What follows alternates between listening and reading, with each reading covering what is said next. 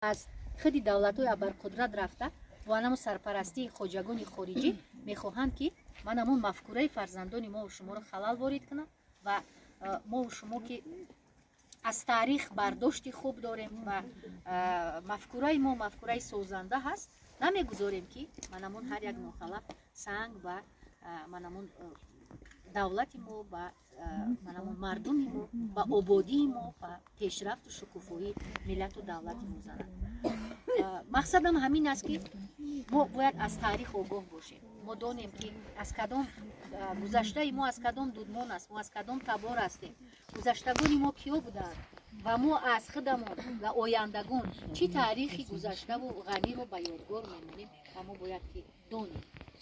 Ба ҳамин хотир манам мақсади баргузории озмуни тоҷикон дар оинаи таърихи миллатам ҳамин аст ва илмфуруғи маърифатам ро овардан ба китобхонӣ аст ва фуруғи субҳи донои китоб аст. Ҳамин аст мо рӯзи гузашта аз озмуни ҷумҳуриявии илмфуруғи маърифат шоҳҷоизаро вилояти Хасон соҳиб шуд. Як аз ҳисоби аспирантон омӯзгори донишгоҳи давлатии тиббии ноҳияи Данғара соҳиби шоҳҷоиза шуд ва ин дастоварди хатлон аст, ин дастоварди тамоми мардуми хатлонзамин аст ва мо аз ин дастовардҳо бояд ки вай нашем ва худмона вай накунему, боз ҳам китоб хонем, боз ҳам ро ба китоб, ро ба илм, ро ба фарҳанг. Ва занону бонувони азиз, мо гуфтем, ишора ҳам кардем, як иқдом гирифтем бо дастури бевоситаи раиси вилояти Хатлон муҳтарам Давлатали Саид ва имрӯз ки маъракаи сафарбарии ҷавонон ба қувваҳои артиши миллии ҷумҳурии Тоҷикистон аст. Ноҳияи Балҷивон мо медонем ки дар ин самт пешсаф аст ва ҳамасола қариб ки дар муҳлати кӯтоҳтарӣ нақшаи манамун муайяншудаи даъвати ҷавононро ба қисмҳои ҳарбӣ сари вақт иҷро мекунад. Имсол чанд фоиз аст? 78% аллакай. Ва мо боварӣ дорем ки аз занону бонувон, яъне аз шумо бонувон бисёр ҳам вобастагӣ дорад иҷрои нақшаи даъват. Ба ҳамин хотир мо манамон ба модароне ки ду фарзандашон зиёда аз он фарзандонашон дар қисмҳои низомӣ хизмат карданд сарбаландона, мо бо сипосномаи раёсати кор бо занон ва оилаи вилояти Хатлон сарфароз мекунем. Ин як ҳавасмандӣ аст ки мо занону бонувонро боз ҷалб кунем ки манамун давлат, фаромӯш накунед ки давлат ҳамавақт фарзандони сарсупурдаи худро дӯст медорад ва қадр мекунад ва ин аст қадршиносии мо ба модарон ки онҳо тавонистанд фарзандони ватандӯстро тарбия кунанд, ба камол расонанд, онҳоро ҳидоят кунанд ки ба хизмати ҳарбӣ рафта ватана ҳимоя кунанд. ҳодисаҳои марзи Қирғизистон аёдмо набаровардем.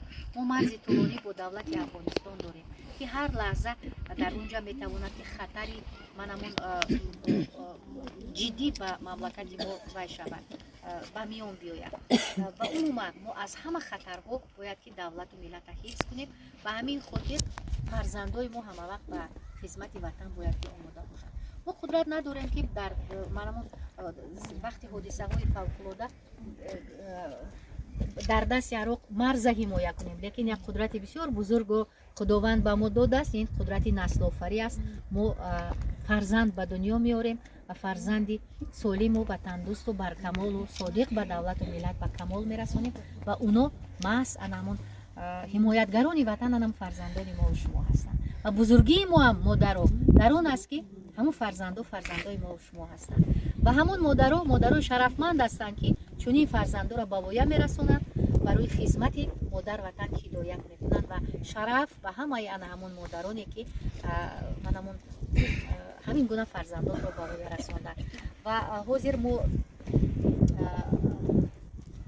ба ҳамун модарон ки ду ва зиёда аз он фарзандонашон дар хизмати ватан ҳастанд, шарафмандона адо карда омадагиён ки дар хизмат ҳастанд, мо бо сипоснома мехоҳем дар ин лаҳзаҳо қадршиносӣ кунем. Ва Зайниддинова Гулракат барои тарбияи фарзандони ватандӯст меҳампараст ва хизмати содиқонаву сарбаландонаи онҳо дар сатҳи қувваҳои мусаллаҳшуда сатҳи коргузаронӣ вилояти Хатлон саломат бошед.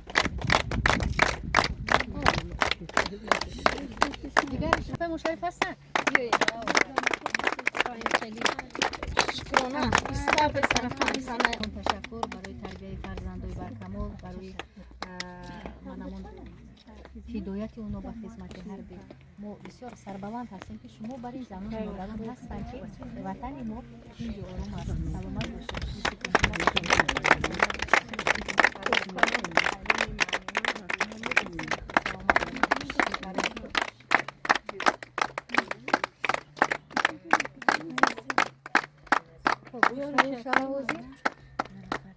گپورا برسونین که من همین مقامات اجرایی ولایت با دستور به واسطه رئیس ولایت خاتون محترم دولتعلی سعید تصمیم گرفته است همین خیلی مادرایی که فرزنداشون در خدمت حربیه مقامات نسبت به مادرها است که چونی فرزندا را تربیت کردن با ویا رسوندن وطن فرزندا با ناموسش هیچ وقت از خاطر نمیبرورد.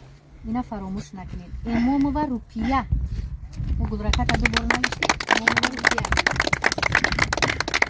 نفر روپیه سلامت باشین با خاطر همین مادری شرفمند فرسک میزنه یا فرزند در خدمت بهتر بفرمایید تو یادون تا دیگه هست برو همون میکنید بفرین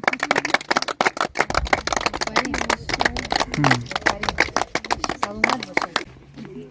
مهمانان عزیز بانوان ارجمند تشریف امروزه مهمانان عالی قدر را و سرزمین تازه بنیاد بلجوان باستانی خیر مقدم میگویم یک بار دیگر از نام خودم از نام مقامات اجرایی حکومت دولتی ناحیه بلجوان و مهمانان عزیز مینداری خود را میرسانیم. باوری داریم که تشریف شما باز یک قدم مبارک است که زنان و بانوان ما را باز دلگرمتر میسازد.